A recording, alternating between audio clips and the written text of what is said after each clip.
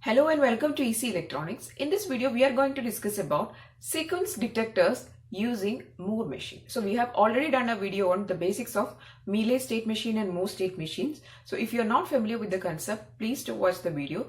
I'll share the link in my description box. Okay, so we are going to discuss about the sequence detectors and how to design the sequence detector using a Moore state machine. So we'll be doing first a 3-bit detection, that is a 3-bit sequence detection. Then we'll be doing a 4-bit sequence detection. Okay, so first I'm going to detect the sequence 101. Okay, so in order to detect a 3-bit sequence using the Moore machine, you need 4 states. And if I'm going to detect a 5-bit sequence, I need 6 states. So that is the case in order to design the sequence detector using Moore machine. So how many bits you want to detect or how many bitted sequence you want to detect, you need plus 1 number of states. Okay, so here I am going to detect a 101 and I need obviously 4 states. So my first state is I'm going to take as A. Okay, so in the state A, I'm taking an output of 0 because I have not detected my sequence. And in state A, that is my entry state, if I'm receiving a 0, say I'm receiving a 0 in this state, I'll be at my entry state itself and the output is 0. And if I receive my first 1, so I have to detect a 101, and for that first I need to detect a 1. So if I'm detecting a 1, means I'm moving to the next state, B. Here also, since I have not detected the 101, the output is 0. Now I have received my first bit, that is my 1, and I am at state B. So next, if I'm going to receive a 0 in this state, then I can proceed to the next state. So I have a progress in my sequence. Now I have received 0 also, so I have this much. So that is my third state, which is C.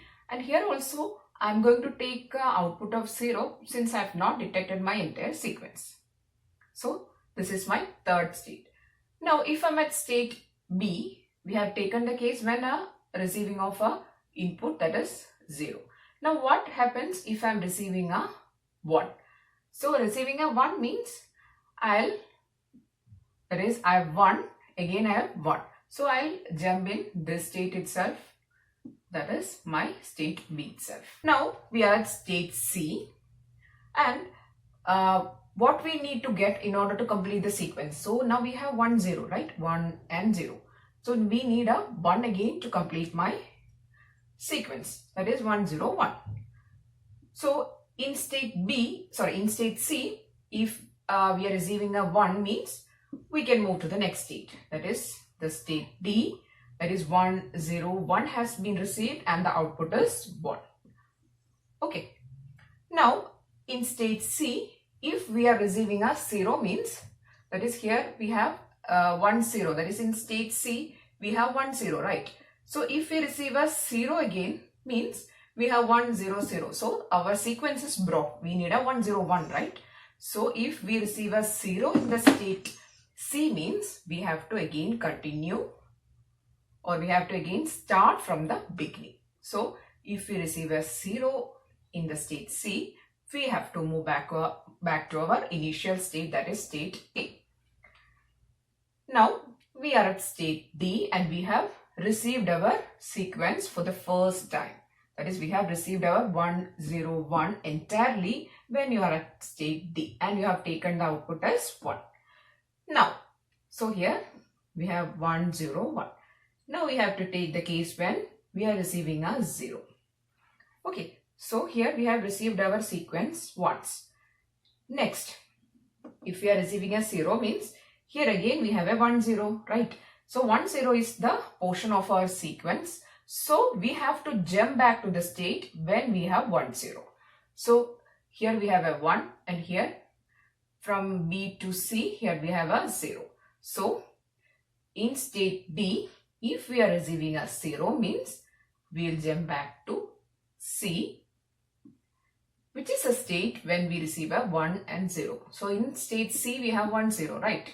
So in D, if we are receiving a 0 means we have to jump back to C.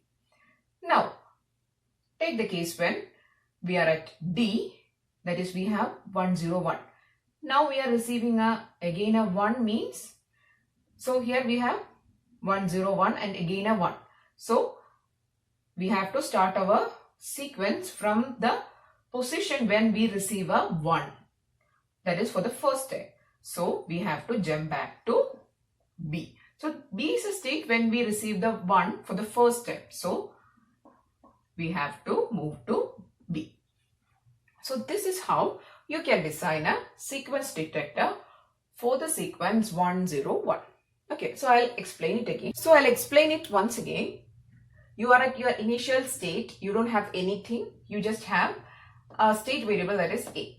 So since you don't have anything, that is you have not detected anything, you are going to give the output as 0. Now just take the case when you are receiving a 0. So 0 is not the starting of our sequence, right? So you have to again wait at the initial state. So this A is our initial state. Okay. Now in state A, we have received a 1 means you have started your sequence, because 1 is the starting of our sequence, which is 1, 0, 1. So you can move further, which is your state B. But here again, since you have not received the sequence entirely, your output is 0. Now in state B, you already have your 1. Now if you receive a 1 again, means there is no progress, right? 1, 1 means again it is same as that of receiving a 1. So you will loop in the B itself. But if you receive a 0 means you have a little progress in your sequence, that is 1, 0. So you can move further, move to the next state, which is state C. But here again your output is 0 since you have not received your sequence entirely. Now in C you have 1, 0, and if you receive a 1 means you have completed your sequence, that is 1, 0, 1. So you move to the next state, that is D. Here your output is 1 since you have received 1, 0, 1. That is your sequence entirely. So if it is a 1 from the state C, you can move to state D. But if you are in state C, that is you have 1, 0 and you receive a 0 means the sequence is broke now. So you have to start from the initial state, that is you move to your initial state, which is the state A. Okay. Now you are at state D and you receive a 0 means, that is 1, 0, 1. Again a 0 means you are at again the state when receiving a 1, 0, which is nothing but your state C. Now if you receive a 1 here, okay, now you have 1, 0, 1, again a 1. So it is nothing but same as the case when receiving the first one, which is at state B. So you move to state B from your state D. So this is your state diagram for the sequence detector for 1, 0, 1. Now let's try to draw the state table. Okay, so you have your present state. Now you have your input 0 and input 1, then your output. Okay. Now I'm going to take the case of A. If your input is 0 means you are at A itself, and if your input is 1 means you are moving to B. Now if you are at B, okay, what is the output here? For the state A it is 0. Now if you are at B, if you receive a 0 means you move to C, and if you receive a 1 you are at B itself, your output is 0. Now for the case of state C, if you receive a 1 you move to D, and if you receive a 0 you jump back to A and your output is 0. Okay. Now for the last case, for the last state D, if you are receiving a 0 means you move back to C, and if you are receiving a 1 means you move back to B, and your output here is 1. So this is the simple state table for the sequence detector of 1, 0, 1. Next, we are going to design a sequence detector. That is, we are going to draw the state diagram for a sequence detector for a 4-bit sequence. And I am going to use a sequence 1, 0, 1, 1. So, it has 4 bits, means it needs how many states? 5 states. So, here I am going to teach you how to draw the sequence detector state diagram. Okay, so here I am going to first take my initial state as S0.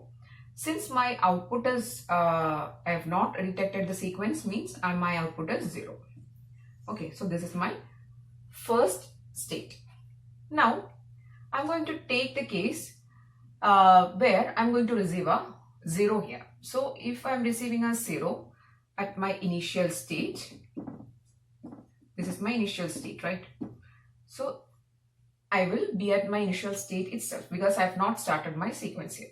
So if I receive a 1, means I can move further. So next state is I'm going to take as S1. Here also my output is 0. So I'm going to first only take the case when I'm receiving my correct sequence. Okay. So I'm at S1 and I need to receive 0. So if I receive a 0, I move to S2. Here also my output is 0. Now I need to receive a 1 here. So I need to receive a 1 and I move to my state S3. Here also my output is 0. Also my last bit which I need to receive is again a 1 and I move to state S4 and here my output will be 1. So this is the state diagram or the branch or the portion of the state diagram where we are receiving our correct sequence, that is 1, 0, 1 and 1. So we have taken all our 5 states and we have taken the case only when we are receiving the correct order of sequence, that is 1, 0, 1 and 1. Okay, now we will try to complete the rest of the missing portion. Okay, so here we have taken both the cases, that is receiving a 0 and receiving a 1. So our state S0 is complete. Now let's try to complete the S1 state. So here we have taken the case when we receive a 0. Now what will happen if we receive a 1? Okay, so if we receive a 1 means it is same as that of receiving a 1 in the S1. So this S1 state will loop if it receive a if it receive a 1. So if you are at the state S1 and if you again receive a 1 means it will loop. Okay, so the S1 state is also complete. Now let's try to complete the S2 state. So you have taken the case when you are at S2 and you receive a 1. You have a 1, 0, right? Okay, so we have taken the case when we receive a 1. That is progress in our sequence. That is 1, 0, 1. So if you are at S2 and you receive 1 means you can move to S3. Now what will happen if you receive a 0? That is 1, 0, 0. So then your sequence is broke, right? So you will jump back to which state? Your initial state. That is, if you are at S2, you already have 1, 0. And if you are receiving a 0 means your sequence is broke, then you have to jump back to your initial state. Okay, now we have completed the case of S2. Now let's see what is the case with S3. Now if you are at S3, what sequence you have? 1, 0, 1 you have, right? So in state S3 you have 1, 0, 1. And if you receive a 1 again means then you have to move to next state, that is S4, that is receiving a 1, 0, 1, 1, which is your correct sequence. But what will happen if you receive a 0 here? That is 1, 0, 1, 0. So it is same as that of receiving a 1, 0, right? Okay, so here also if you are receiving a 0 again means it is same as that of receiving a 1, 0. So you have to jump back to the case when receiving a 1, 0, which is nothing but this case, that is your S2. Okay, I hope it is clear. So in S2 you have 1, 0 and in S3 if you receive a 0 again you have to move to S2, that is receiving of 1, 0, that case. So you have to jump back to S2. Okay, so we have completed the case with S3 also. Now if you are at S4, we have to take both the cases. Now we have 1 0 1 1 in our hand. Okay. Now what will happen if you receive a 0? So it is nothing but receiving of 1 0. So this is your entire sequence. Again you have a 0 means you have this, right? You have this 1 0. So you have this, and from S4 you have to jump to S2, that is receiving a 1 0. So in S2 you receive 1 0. So in S2 you have 1 0. So from S4 you have to jump to S2. Now take the case when you are at S4, that is you have this sequence 1 0 1 1 in your hand, and now you receive a 1. What will happen? So receiving a 1 means nothing but receiving your first or the initial 1. That is you have to move to S1. So S1 is the state when you receive your 1 for the first time. So from S4 you have to move to S1. Okay. So this is your state diagram for the sequence 1 0 1 1. So this is the state diagram for the sequence detector of 1 0 1 1. So if you are trying to cover the portion of sequence detectors, you need to understand one thing, that it is purely based on your logic. That is, how to design your sequence detector means you have to keep in mind about the flow of the sequence. That is, in each state you are receiving either 0 or 1. So if receiving a 0 or 1 will complete your sequence, or it will break your sequence. And if it is breaking the sequence, to which state it is breaking. That is, in some cases here, we can see that when receiving a 0 or 1 can take the sequence detector back to the case of receiving some sequence, that is some portion of the sequence. So if it is like that, you have to jump to that state. That is, okay, anyway your sequence is broken, but it is not broken entirely. Your sequence is only broken partially to a portion of the, that is to a receiving a portion of the sequence. So you have to jump to that state. So designing a sequence detector is not a big deal, but you have to consider the flow of the sequence, whether your flow is correctly going or not. You have to take both the cases. That is, at each state you have to take both the cases of receiving 0 and 1. So if receiving a 0 will take you further, means you can move to the next state. Okay, so this is how you have to study, or you have to learn how to draw the sequence detector state diagram. So in this video we have seen how to design sequence detector state diagram, that is how to draw the state diagram for sequence detectors for 3-bit and 4-bit sequences. So we have taken the case of Moore state machines. We are designing using Moore state machines. So I really hope you understood how to design state diagrams of sequence detectors of Moore state machines to detect sequences. So please do share this video with your friends and family, and also do subscribe to the channel. Okay, thank you so much for watching, and keep on watching.